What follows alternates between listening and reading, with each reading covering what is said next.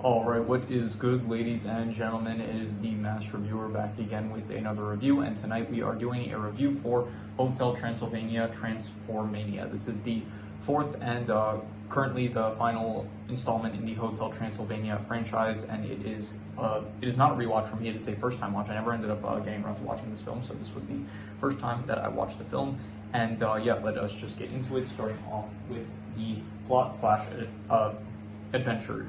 So the plot of this film is that Drac is planning to retire from running the hotel, and he's planning to give the hotel up to Mavis and Johnny, but then he realizes that Johnny, with the way he is, he might end up ruining the hotel, so he ends up not going through with the plan, and so Johnny realizes that Drac comes up with some fake rule saying that he cannot give the hotel ownership up to a human. So to fix this, Johnny ends up Van Helsing is back in this film, by the way. I'll say this right off the top, I really appreciate how this film acts as a sequel. I think it is a great sequel. I'll get more into that, but yeah. So Van Helsing helps Johnny by he has a machine that is able to turn monsters into humans and vice versa, humans into monsters. So he ends up turning Johnny into a monster, and then Drac realizes this, and so he gets the machine, and then he tries to turn Johnny back into a human, but he fails to do so, and he accidentally turns himself along with Murray, Frank, Wayne, and Griffin into Blobby as well into humans, in Blobby's case into Jello. So the film is that now they end up accidentally breaking the crystal that powers the machine that can switch them back and forth from monsters to humans, so they have to go on an adventure to South America in order to retrieve another one of the crystals. And so that is basically the plot of the film. Eventually, skipping a lot ahead, they're in South America. They are going through, it's Johnny and Drac, they're going through the forest and stuff, and then eventually Mavis and Erica, and along with the rest of the gang, they end up finding them, and Drac ends up, the truth ends up getting exposed that Drac did not want to give ownership to the hotel to Johnny. He made up the rule because he just didn't want Johnny to have ownership of the hotel, because he was worried that Johnny would ruin it. And so this causes Johnny to get very upset, and it was established earlier in the film that the weapon, it does end up causing if a human or like an animal turns into a monster, it causes them to continuously mutate until they are out of control and stuff. So after Johnny finds out the truth, this like triggers the mutation. I don't know if it triggers the mutation, but the mutation happens to happen at that time. So so Johnny ends up mutating further into like this basically Godzilla, this pseudo Godzilla version of himself. And so then Mavis goes after Johnny. The rest of the gang have to go find the crystal, and so eventually, skipping ahead, they manage to find the crystal in the cave, and they turn Johnny back. Drac apologizes, like he has this whole scene where it's like he says like how a lot of the good stuff in his life came from Johnny, and that he's sorry and apologizes, and so they manage to turn him back into normal. They manage to turn everyone back into normal, and then they get back to the hotel. But then it was revealed that early in the film, Van Helsing tested the I don't know what you call it, the machine that switches humans into monsters and vice versa. He tested it on a guinea pig, and so the guinea pig ended up mutating beyond control, and then ended up destroying the hotel. So it ends with the hotel getting destroyed, which I do think it is a very, I think it's like a fitting ending. If this is the final film, then it does feel like kind of fitting, where it's like the hotel ends up getting destroyed, and then now it's like they're redoing it for Mavis and Johnny. So I actually did think it was a good ending. And then it ends with like the outside looks normal and stuff. Like a year goes by, I'm pretty sure, and then the outside of the hotel, it looks all fixed up, and then they go inside, and then it cuts to an animation where it's like you don't actually see what it actually looks like. It's like it cuts to it like transitions into the credits, where you just see like a artistic version of like what the inside of the hotel would look like. So it is a bit of a shame. I kind of wish we got to see what the actual hotel looks like, but. Yeah, so in terms of the plot slash adventure, I would give I would say probably, here I accidentally wrote action instead of adventure, so I'm going to give it a, I guess it's like very much a MacGuffin story of just like trying to find a crystal, but I would go with, I guess, between a 6 to a 6.5. I think it's between above average and good. I would say probably, I'm going to be harsh, so I'm just going to call it a 6 out of 10. I would say it was above average. I did enjoy it. I did think it worked it very much felt like they were trying to go back to the roots of the first film, where it was very much about Johnny and Drac. That were them, like the first film, it was very much Drac and Johnny, like their relationship, I guess. And then this film tried to, it felt like it was going for like a replication of the first film. It felt like, and I think it did a good enough job. I don't think it felt the best because Johnny didn't feel like himself. He felt like a whole different character, Johnny. So I also think that like in the original films. In the original film specifically, the characters felt much more serious, and at this point in the franchise, they feel very goofy and wacky and stuff. Also, the animation, like it's very. I think there's like the most emotion in this film than there is in any of the previous films. So it feels very much like cartoonish and stuff. So this doesn't really have to do with the plot, but I don't know. I just end up mentioning that at this point in the review. Anyway. Plot, I'm going to give it a 6 out of 10. I would say it's above average. In terms of the characters, I really appreciate that. I said this earlier. I really appreciate this as a sequel. They managed to bring back pretty much like all the previous characters. It makes sense, but I don't know. Ever since I watched like the Adventures of Buck Wild, like I thought like, okay, it could have been so much worse. They could have just like ignored so much of the continuity. And I gotta say, they do a really good job with the continuity and addressing stuff from previous films. However, I think they do a terrible job with the actual power continuity because there are so many power inconsistencies in this film. Like for one, okay, so Drac at the start of the film, he freezes everyone, but he can't freeze Mavis because it's established, like he's like, oh yeah, I can't freeze vampires. He freezes Mavis in the second film during the dinner with Johnny's parents, as well as Dennis. He is frozen in that scene. Like Dennis is a vampire, he gets frozen. Also, not to mention, it's established again in the second film that Drac cannot hypnotize other vampires. He hypnotizes Dennis in this film. So I guess like the only logical thing I can think of is that maybe after a certain age, if you're too young, then maybe you get affected by the vampire powers, but then after a certain age, then you're no longer affected. But I would still think that like in the second film, at that point, I think Mavis would not be affected by the time freeze, but she was affected in the scene with Johnny's the family dinner there. So I think that they do like a really poor job of like the power inconsistencies. Like it's hard to tell like how the powers work exactly. There was another here I said. He was able to hypnotize Dennis, which he shouldn't have. He couldn't freeze Mavis, which he was previously able to. He freezes Johnny and then speaks to himself about like how he about how he doesn't want to give Johnny like ownership and stuff. But it's established in the first film, like when he freezes Quasimodo, the chef from the first film, it's established that Quasimodo can still hear people while he's frozen. So to justify that, like maybe he has both spatial and time freeze. So it's like when he time freezes someone, then they can't hear, but then maybe he can like control whether like someone is able to hear him while frozen or something. So I don't know what's going like. So Johnny should have been able to hear like what Drac was saying, but he wasn't for some reason. So they do a really good job with the continuity, like establishing what happened in previous films. Like I think Erica and Van Helsing. I'm really glad that they brought Van Helsing back. Like it was very good with like keeping up with the continuity of the films. It is a bit of a shame they didn't bring back Vlad, but it makes sense, I guess. Like Vlad doesn't live at the hotel, so it makes sense. Like I guess he was in the second film, and in the third film it was kind of like a family vacation, so it makes sense that you would bring back Vlad for that. So I can understand why they wouldn't have him in this film because like there's no reason for him to really be there unless it was, I guess you could say, the 125th anniversary of the hotel, which I guess maybe he should have been there, but at the same time, it's not like a family vacation where it's like I expect him to be there. So I can excuse like them not having Vlad. So I really do appreciate the continuity where they have in this film, where it's like it does establish stuff from previous films and it does a good job as a sequel.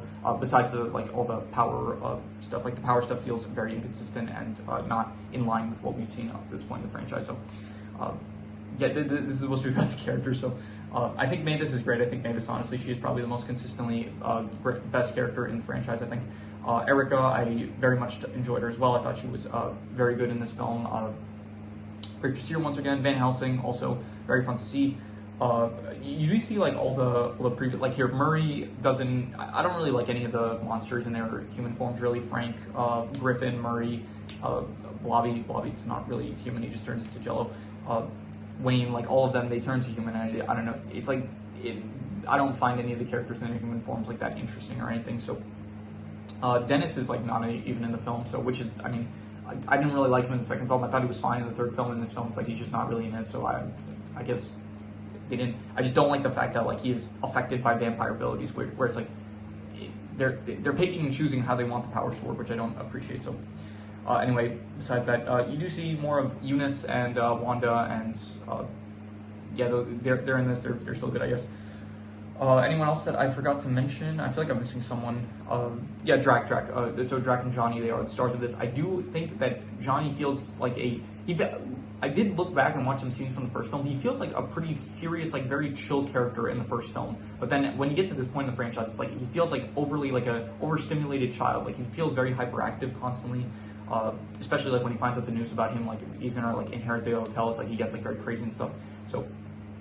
And then he turns into a monster, and he feels like a completely different character. So it's hard to see like him as Johnny. Drac as human, I think it's fine. I just really don't like the fact that it feels like so much of the comedy that they tried to do in this film was just Drac like suffering, and it's like you constantly just see Drac because he's not a vampire anymore. He's just constantly getting hurt, which I didn't really like. I felt bad for him because I do like Drac as a character, and I do think he wasn't like.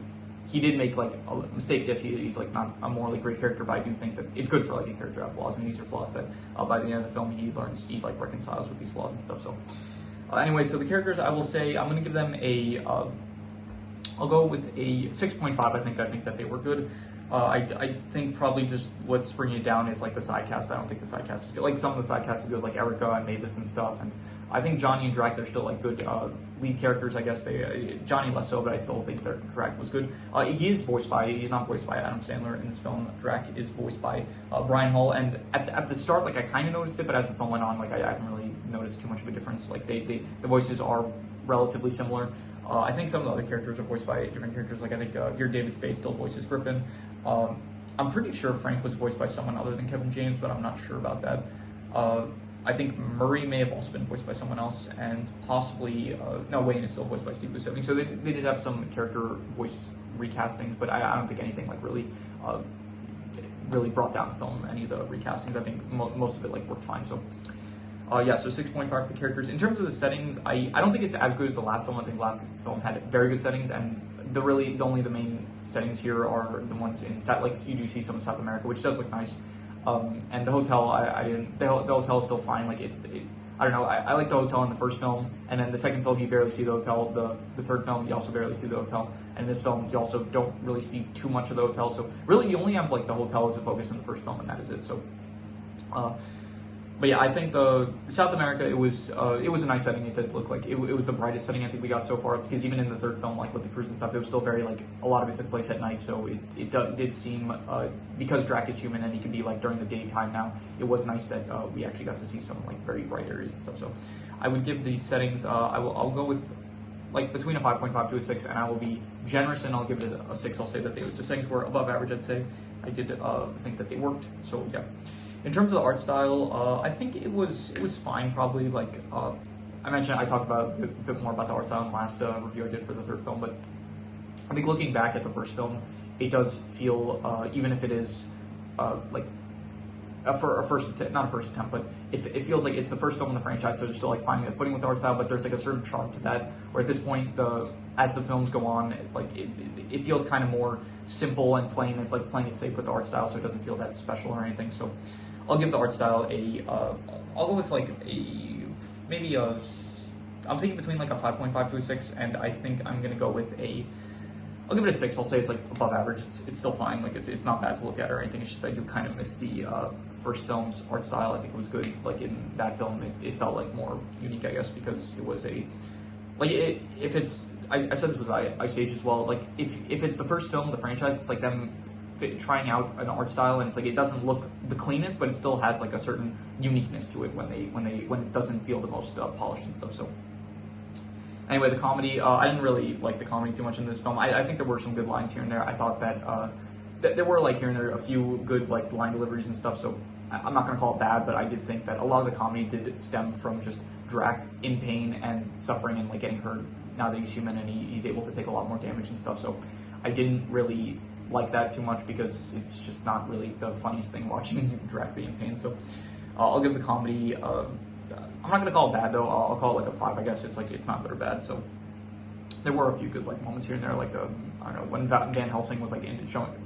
trying to find the ray to use for Johnny, and then it's like he was going through all those he was trying to find it, and then he went through all these like perfectly aligned passages for him and Johnny to like navigate it. So there were like some good not comedic bits, but there were some moments that I liked that were meant to be comedic. So In terms of the drama I will give probably I would like a 6.5. I think the drama was good. I thought that it was interesting, where it's like up until this point in the first film, it's like it was kind of like Drac accepting Johnny, and then in the second and third film, you don't really have too much. You don't really see too much of the relationship between Drac and Johnny. In the second film, it's like kind of like Drac kind of works with Johnny in order to, for the purposes of achieving Drac's goals of keeping Dennis at the hotel. And then in the third film, like Drac and Johnny barely interact. So, if at all, I don't remember any point. No, they did interact like towards the end, but they don't interact too much. So it is interesting that you do see Drac and Johnny again. Like, it's exploring more so of their relationship, which in the first film was more so of their relationship in terms of how it relates to Mavis. But this is like directly the first time that they're actually addressing both Drac and Johnny's like their personal relationship. So I think it was good, and I thought that the drama of like Drac hiding the truth, it felt like Drac has never been like the smartest character. Like, he does feel like very not the smartest, and he does go about things not the best way a lot of the time. So it doesn't feel like out of character for him. It does feel a bit weird though, like that it felt like this film specifically, like they kind of played up his amount of like how much he's annoyed by Johnny. So yeah, it felt a bit out of character, like, because up until this point, like, he's never really had too much of a problem with Johnny, so it felt a bit out of nowhere. But at the same time, I think it made for good drama. So I think that it, like, the reveal of like that he didn't want to give the hotel up to Johnny, I thought that it worked well. So I'm gonna say that the drama was 6.5. I'd say it was good. In terms of the worst thing, I think the worst thing is probably just like the side characters. To be honest, I really didn't. I thought that like Griffin and Frank and Murray, Wayne, I thought that they were like between a 4.5 to a 5. I would say, like, I'm gonna be harsh and just say that they were not good. I don't think that they worked really. So I didn't really think that any of that was that great. And yeah, none of that. I don't know. I like these characters more so in their monster forms. Their human forms didn't really work for me. I think it worked fine for Drac. Like, even Drac, it wasn't the best, and also Johnny. I think the whole gimmick of like the transforming is interesting, but it didn't like play out. I think the execution maybe was lacking here and there. So in terms of the best thing, I will say just this movie as a sequel. I thought as a sequel, it was probably like between a 7 to a 7.5. I thought it was a pretty good to very good sequel. I don't think I would call it like a great sequel, but I think I would. Yeah, I'm gonna give it a 7.5. I would say that it is a very good sequel. If they did have like Vlad back then, I think it would have been better, but it worked as a sequel very well, I think. And the only issue, like, preventing it from being like much better, is if they.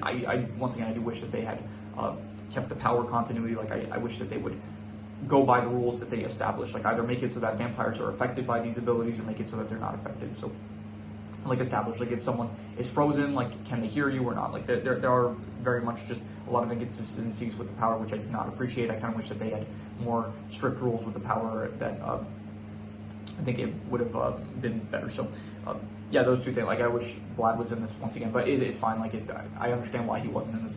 And I actually, funny enough, I think that in the Chinese poster for the film, like for the promotion of the film, I'm pretty sure Vlad is in one of the Chinese posters. So yeah, but he wasn't in the film. It's all fine. It's understandable. But the power continuity, I think that if they had done that, this would have been a.